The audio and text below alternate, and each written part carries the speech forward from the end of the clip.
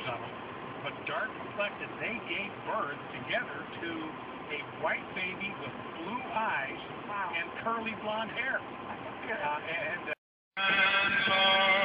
She just ain't always around.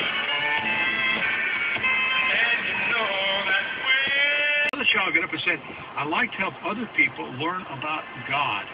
And we were all just amazed to hear these children so clearly tell about what it meant to them to work in the ministries of CEF.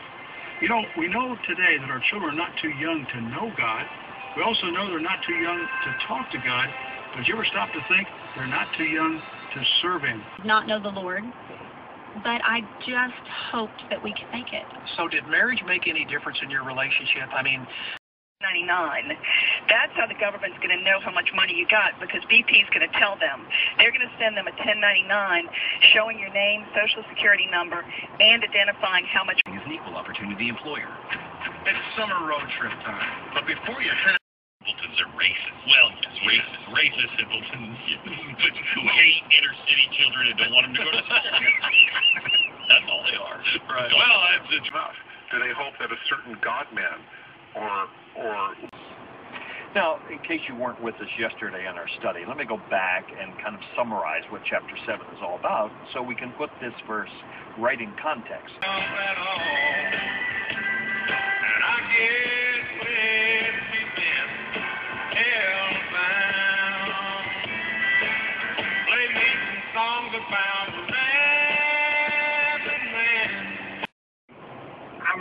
I'm aggravated with it because it's the right thing to do. It's the law, and the federal government will not stand behind it. And it doesn't make any sense.